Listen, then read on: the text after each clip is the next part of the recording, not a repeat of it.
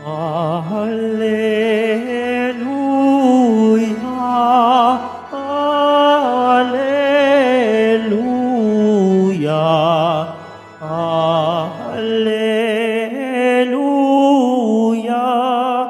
Alleluia.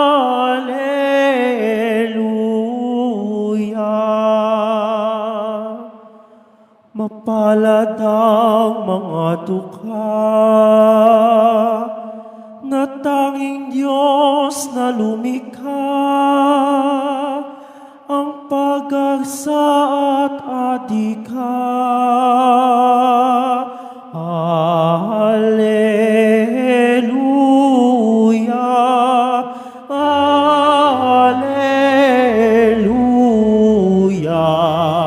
Alleluia, Alleluia.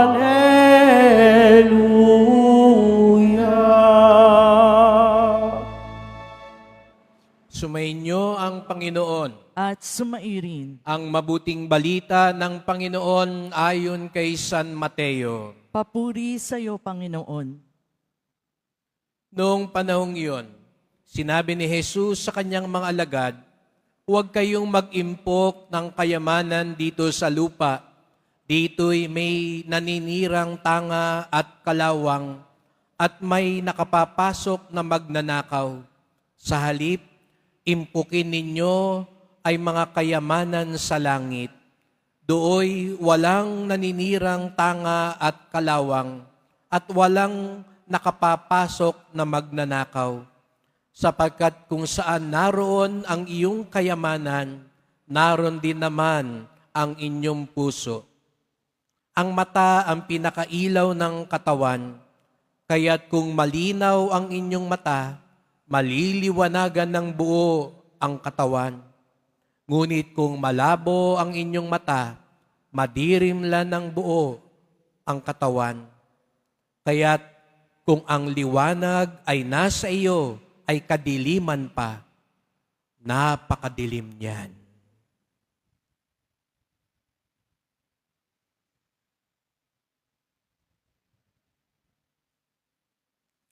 Mga kapatid, ang mabuting balita ng ating kaligtasan. Pinupuri ka namin, Panginoong Jesucristo. Magsipo muna ang lahat. Magandang umaga po sa inyong lahat at masaya tayong lahat at tayo narito sa tahanan ng mahal na pong Jesus Nazareno. Biyernes, araw ng debosyon, araw ng mga deboto at higit sa lahat, araw ng ating pinakamamahal. Kaya't bigyan natin ng papuri, parangal at pasasalamat ang ating minamahal na Nuestro Padre Jesus Nazareno. At kasama niyo po ako na nagpupunta dito ngayon. Kung dati-rati po, kaya kanina hindi ko masabing welcome kasi hindi naman po ako na taga rito. Hindi na ako ang taga-welcome. Ako ay kasama ninyong deboto na nagbabalik at nagpapasalamat sa Kanya. At sinisikap ko na kahit papaano, kahit man lang minsan sa isang buwan, makabalik at magpasalamat sa ating mahal na pong Jesus Nazareno. At miss na miss ko na rin po siya.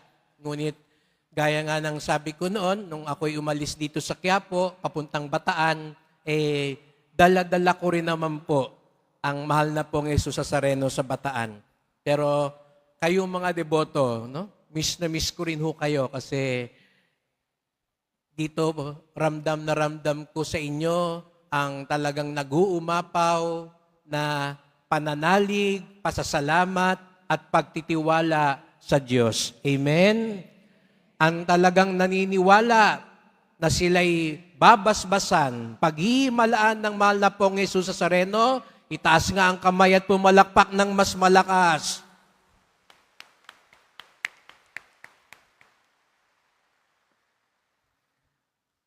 Siya ang ating tunay na kayamanan. Ngayong araw na ito, tanungin natin ang ating mga sarili. Ano bang pinagmamalaki mo? Tanungin mo ang katabi mo, ano bang pinagmamalaki mo? Ayan. Marami tayo minsan mga pinagmamalaki sa buhay. Pinagmamalaki mo ba yung ganda mo? Yung lakas mo?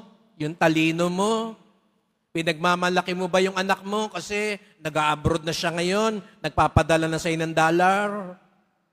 Pinagmamalaki mo ba yung kabuhayan mo kasi laganap na siya at asenso ka na? Pinagmamalaki mo ba yung samahan mo kasi marami kayo at ikaw ang namumuno? Ano bang pinagmamalaki natin sa buhay?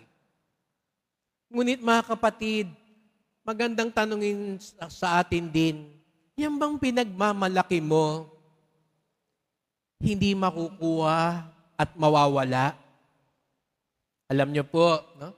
Pag nandun ako sa Bataan, no? Pag umiikot ako ron, maraming mga deboto lumalapit sa akin. Maski nila nga ho nila ako ron, hindi bilang Bishop June nila, kundi yung Father June ng Quiapo. No? Kasi lagi nilang pagbubungad, lalapit sa akin, sabihin, ako po yung nagsisimba sa inyo noon, tuwing Biyernes, lalo na po pag alas 5 at alas 6. Nag-o-online po kami sa inyo. No? At natutuwa po ako kapag nakakatagpo ako ng mga kadeboto dun sa Bataan. At pag ako'y nagpapakilala nga, bungad ko lagi sa kanila. Ako po si Bishop June. Dati akong batang Quiapo. Dahil galing akong Quiapo. No? Dahil kung ngayon, probinsyano na ako. No? Dahil nandun na ako. No? Ngunit, sa pakipagtalastasan, sabi ko nga, karamihan sa kanila, dala-dala pa, pag lumuwas po kami, galing kaming Quiapo, nakakuha sila ng medalyon, ng imahe, o ng dasalaklatan. Yun yung lubos nilang pinagmamalaki. At naniniwala ko kalakip ng dasalang iyon, ng medalyong iyon, ng panyong iyon, ay ang kanilang pananalig, pagmamahal sa Diyos. At sabi ko nga, binibiro ko sila, sabi ko, alam nyo naman sa Quiapo, marami dyan minsan, alam nila. At pag nagtatanong sa akin, Bishop, sama kami sa Quiapo, pero ligtas ho ba doon? Baka ho maraming magnanakaw. Oh? Sabi ko, hindi, sa kay Tanggol lang yun, no? Sa totoong buhay naman, mababait naman ang mga taga-Quiapo. No? Pero kung tunay tayong deboto, di rin tayo matatakot kasi yung tunay naman nating kayamanan, hindi mananakaw. Kaya ngayon ang sabi ng Panginoon ang pagsumikapan mo, ang pagyamanin mo, yung hindi mananakaw. Kasi kung mananakaw lang at mawawala yung ipinagmamalaki mo sa buhay, sayang, kulang yun. Kaya nga narinig nyo sa unang pagbasa, si San Pablo, parang nakakatawa. At parang kung siguro sa mundo ngayon, baka sabihin nila, si Raulo yata to si San Pablo. Alam nyo kung ano pinagmamalaki ni San Pablo? Yung mga paghihirap na dinanas niya, alang-alang sa kanyang pag-ibig kay Jesus Nazareno. Anong pinagmalaki ni San Pablo? Binugbog ako, nilatigo ako, kinulong ako, itinapon ako sa dagat, pinatuklaw ako sa ahas, iniwan ako halos bugbog sarado at mamamatay na. Yun ang mga pinagmamalaki ni San Pablo. Sabi niya, kung meron man akong ipagmamalaki, ito ay ang mga sakripisyo ko, ang paniniwala ko at pag-asa ko sa Diyos. Yun, hindi mananakaw. Pinagmamalaki mo ba yung relo mong yan dahil mamahalin? O yung mga alahas mong yan? Ingat ka, hawak mong maigi ngayon yan. Baka mahablot mamaya yan. Yan laman lang ng pitaka mo, ng bag mo, mawawala din yan. Mananakaw din yan. Kaya, ang tanong natin kanina, ano mang ipinagmamalaki mo?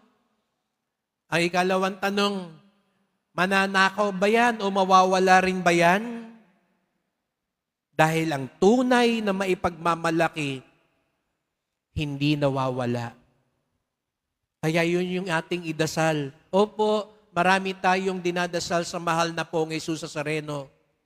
Pero higit sa lahat, idasal natin na ang kanyang pag-ibig, ang kanyang kapanatagan, ang kanyang lakas, ang kanyang kabutihan, ang siyang manuot at manahan sa puso natin.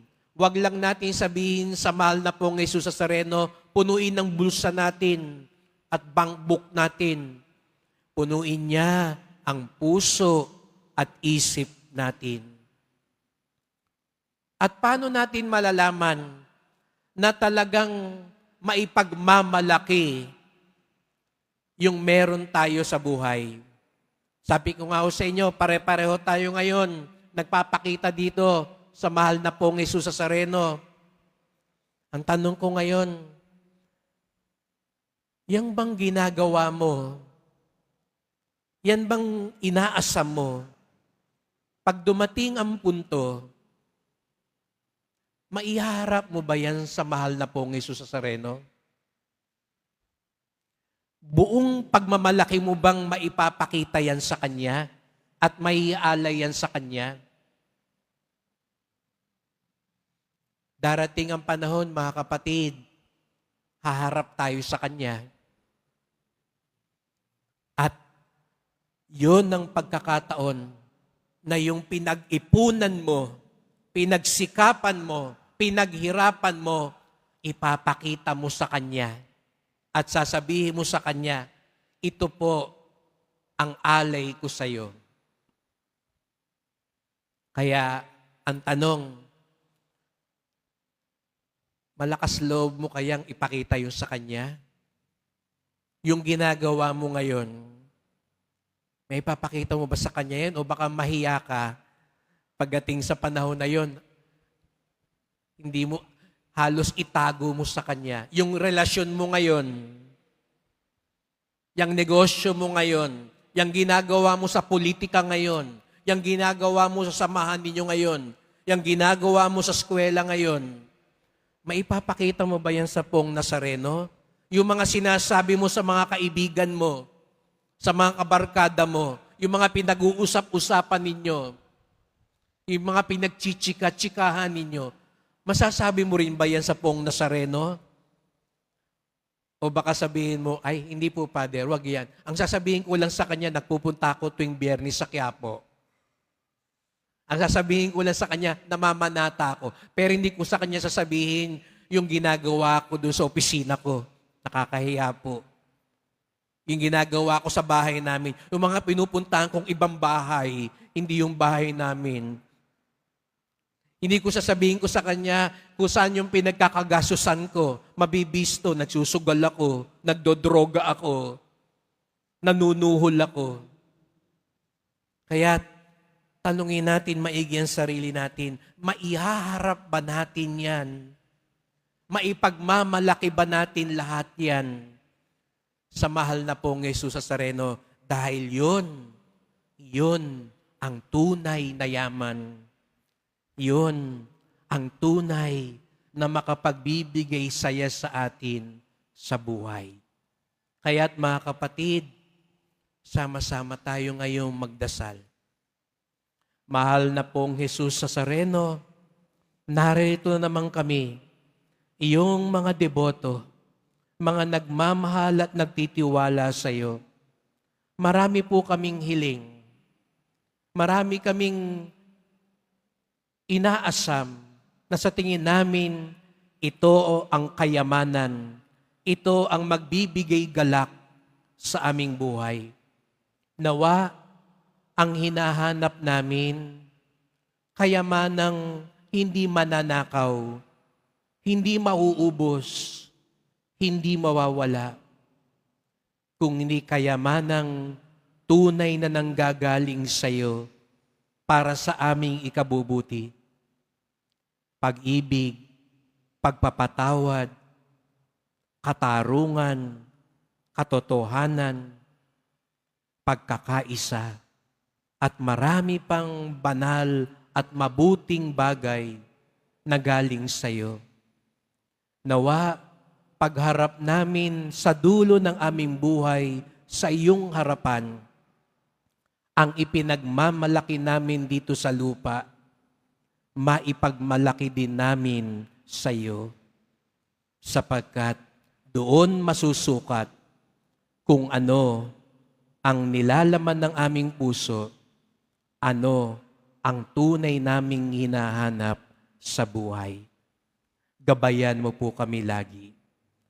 Mahal na pong Jesus Nazareno, kaawaan niyo po kami, basbasan niyo po kami.